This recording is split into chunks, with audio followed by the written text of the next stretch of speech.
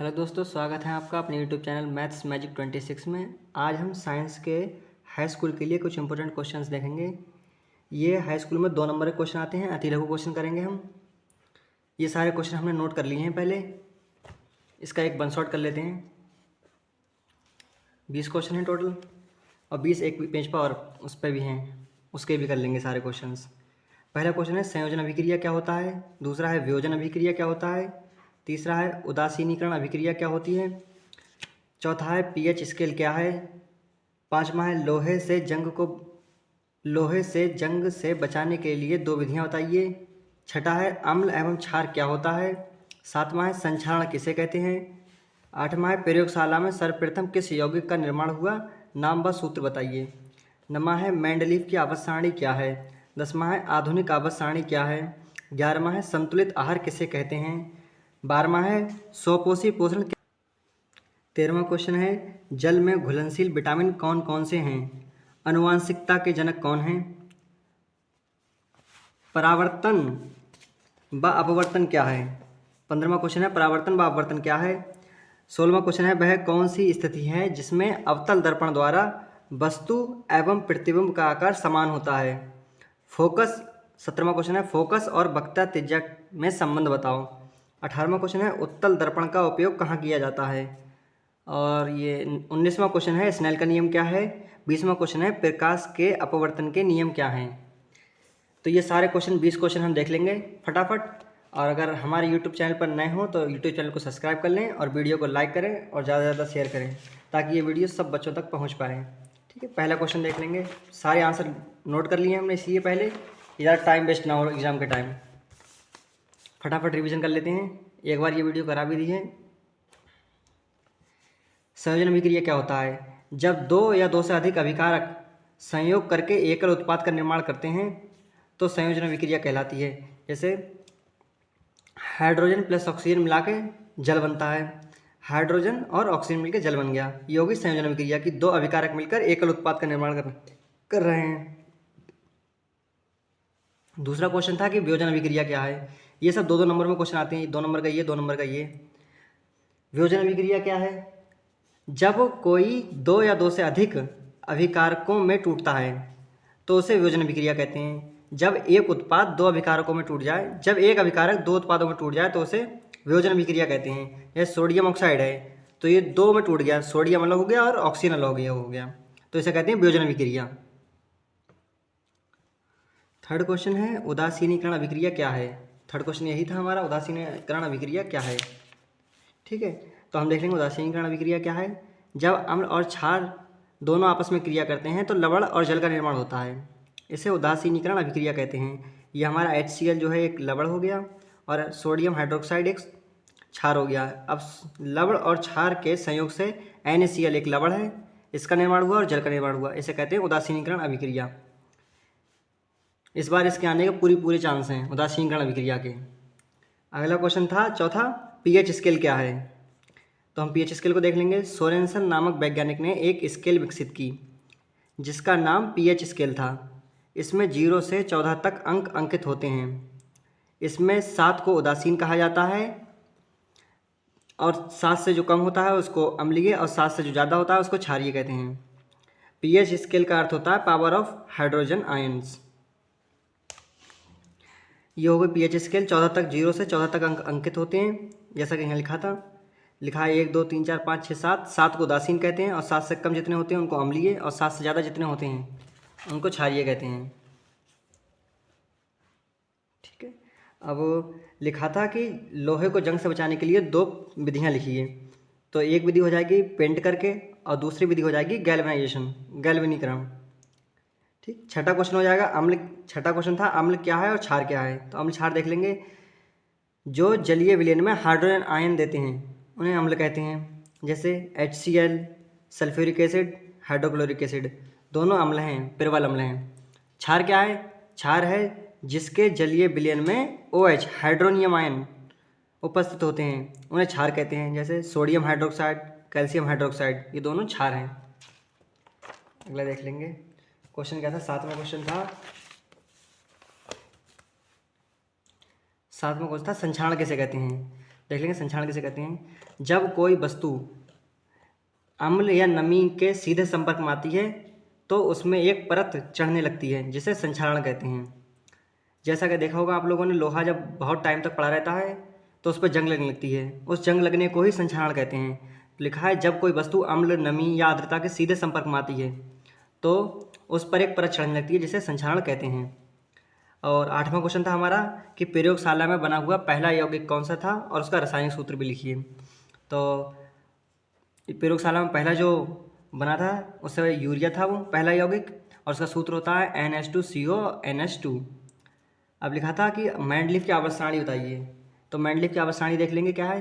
तत्वों के भौतिक एवं रासायनिक गुण उनके परमाणु भारों के आवर्ती फलन होते हैं, इसे मेंडलीव की आवर्त सारणी कहा जाता है। मेंडलीव ने पहले आवर्त सारणी दी थी, उसको संशोधित करके आधुनिक आवर्त सारणी आई थी। उसमें क्या हुआ था, परमाणु जो भार वहाँ लिखा है उसकी जगह परमाणु क्रमांक आ गया था, केवल परमाणु भार की जगह परमाणु क्रमांक था, बस इतना सा चेंज है। ठीक है, इन दोनों में से भी एक आने की पूरी चांस है इस बार।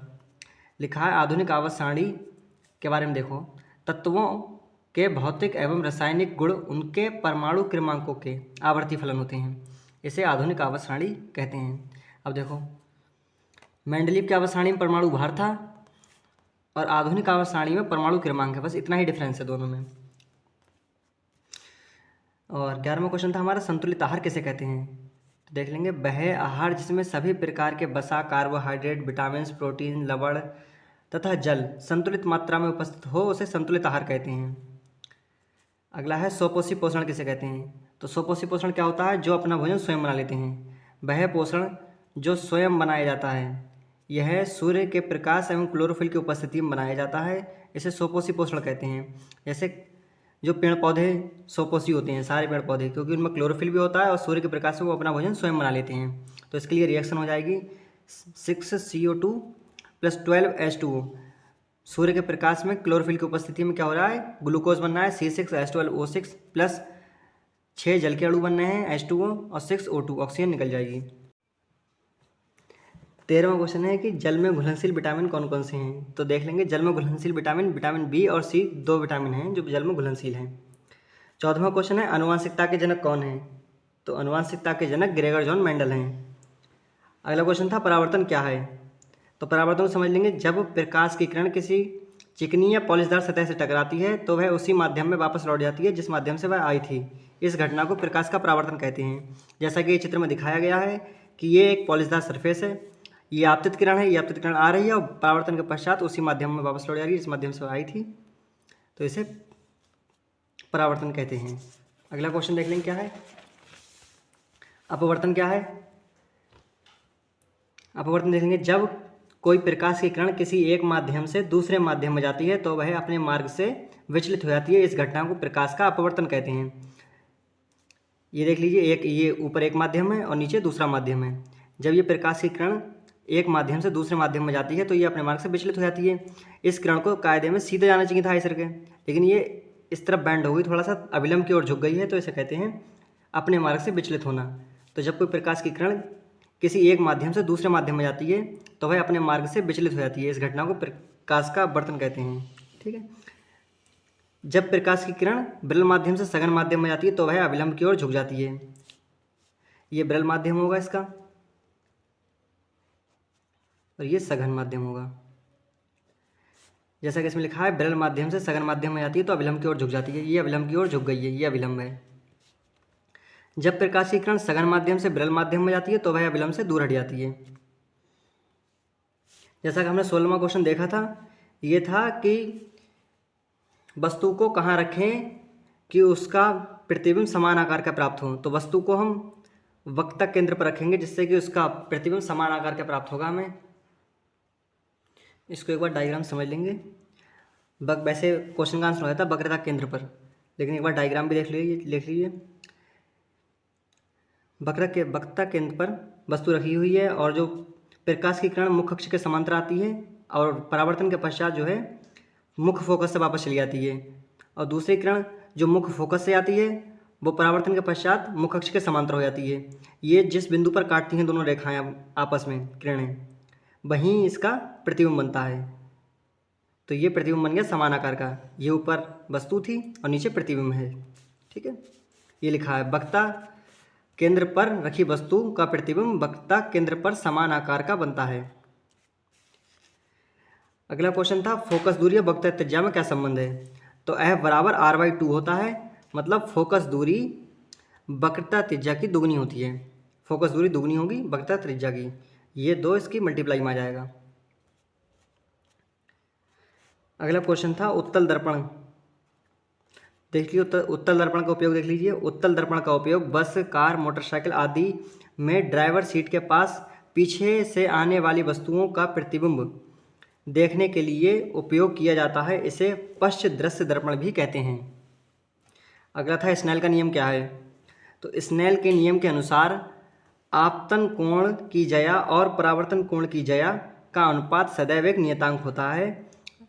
n बराबर sine i upon sine r, यही स्नेल का नियम है। स्नेल का नियम भी काफ़ी बार पूछा गया है बोर्ड एग्जाम में।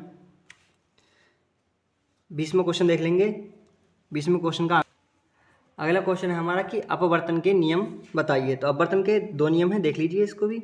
आपतित किरण, परावर्तित किरण तथा आपतन बिंदु पर खींचा गया अविलंब तीनों एक ही तल में स्थित होते हैं।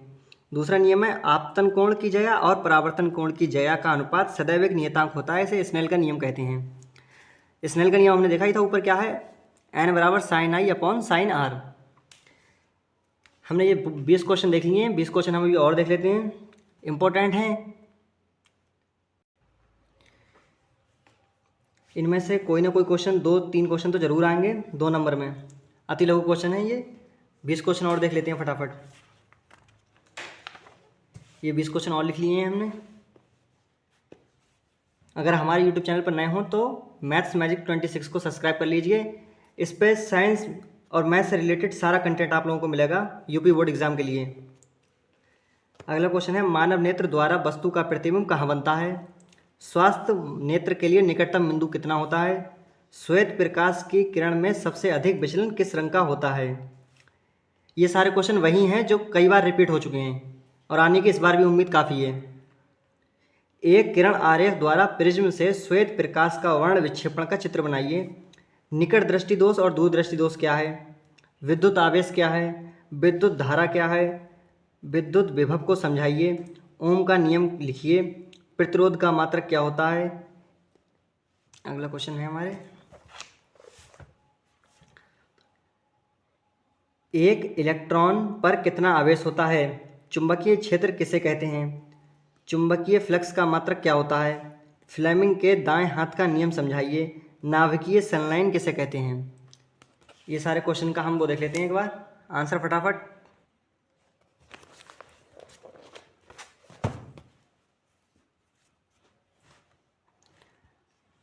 पहला क्वेश्चन था हमारा मानव नेत्र द्वारा वस्तु का प्रतिबिंब कहाँ बनता है। इसका आंसर देख लेंगे हम। रेटिना पर बनता है। मानव द्वारा प्रतिबिंब रेटिना पर बनता है। स्वस्थ मानव नेत्र का निकटतम बिंदु कितना होता है, ये लिखा था। दूसरा क्वेश्चन, तो स्वस्थ मानव नेत्र का निकटतम बिंदु 25 सेंटीमीटर होता है। ये काफ़ी बार पूछा गया है। ये लिखा था कि श्वेत प्रकाश की किरण में बैंगनी रंग का विचलन सबसे अधिक होता है।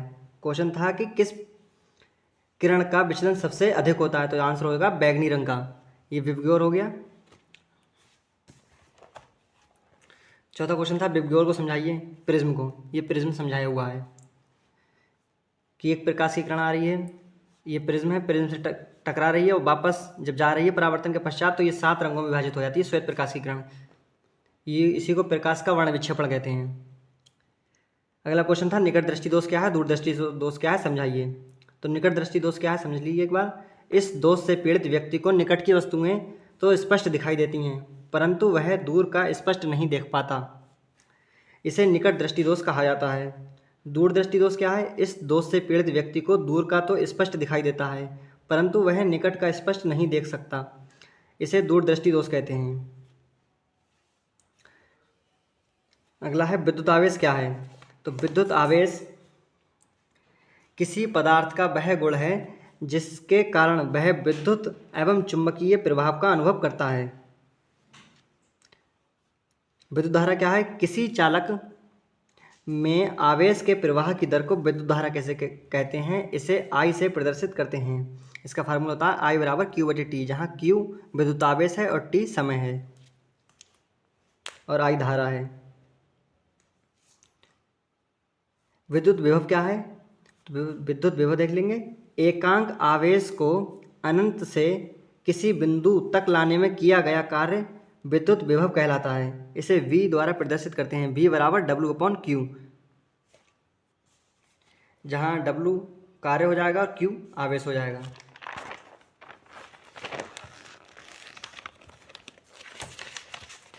अगला क्वेश्चन देख लेंगे। ओम का नियम समझाइए। ओम का नियम भी काफ़ी बार एग्जाम में आया गया है।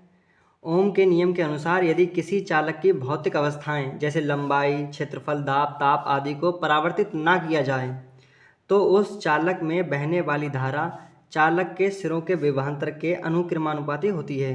I अनुक्रमानुपाती V विभवांतर के अनुक्रमानुपाती है धारा। जब ये अनुक्रमानुपाती का सिंबल हटेगा तो बराबर का निशान आ जाएगा और R एक नियतांक आ जाएगा, तो V बराबर IR, जहाँ R एक नियतांक है। यही ओम का नियम है। आगे था प्रतिरोध का मात्रक क्या है क्वेश्चन, तो प्रतिरोध का मात्रक ओम होता है। अगला था एक इलेक्ट्रॉन पर कितना कूलाम आवेश होता है, तो एक इलेक्ट्रॉन पर 1.6 × 10⁻⁻19 कूलाम आवेश होता है। अगला क्वेश्चन था चुंबकीय क्षेत्र क्या है, तो चुंबकीय क्षेत्र क्या है? चुंबक के चारों ओर का वह क्षेत्र जिसमें चुंबकीय प्रभाव का आभास होता है उसे चुंबकीय क्षेत्र कहते हैं। अगला था चुंबकीय फ्लक्स का मात्रक क्या है, तो चुंबकीय फ्लक्स का मात्रक वेबर होता है। अगला क्वेश्चन देख लेंगे। दाएं हाथ के अंगूठे का नियम समझ लेंगे एक बार। दाएं हाथ का नियम, यदि हम अपने दाएं हाथ की तर्जनी, मध्यमा और अंगूठे तीनों को लंबवत रखें तो हमारे अंगूठे की दिशा चालक की गति, तर्जनी चुंबकीय क्षेत्र की दिशा और मध्यमा उंगली धारा की दिशा को प्रदर्शित करेगी। यही फ्लेमिंग के दाएं हाथ का नियम होता है। ये फ्लेमिंग के दाएं हाथ का नियम हो गया हमारा। 15वां क्वेश्चन था हमारा नाभिकीय संलयन क्या है। जब दो हल्के नाभिक परस्पर संयुक्त होकर एक भारी नाभिक बनाते हैं तो इस प्रक्रिया को नाभिकीय संलयन कहते हैं। आज हमने काफ़ी क्वेश्चन कर लिए हैं अति लघु, बाकी क्वेश्चन हम कल की वीडियो में करेंगे। अगर आपको हमारी ये वीडियो पसंद आई हो तो वीडियो को लाइक कीजिए और चैनल को सब्सक्राइब करना ना भूलें। हमारी ये वीडियो ज़्यादा से ज़्यादा लोगों को शेयर करें ताकि इंपॉर्टेंट क्वेश्चन सब बच्चों तक पहुंच पाएँ। इनमें से काफ़ी क्वेश्चन आने की संभावना है। हम मैथ्स से रिलेटेड भी इंपॉर्टेंट क्वेश्चन अपने यूट्यूब चैनल पर अपलोड कर देंगे। 1-2 दिन बाद कंटेंट बना रहे हैं हम लोग। ठीक है, थैंक यू।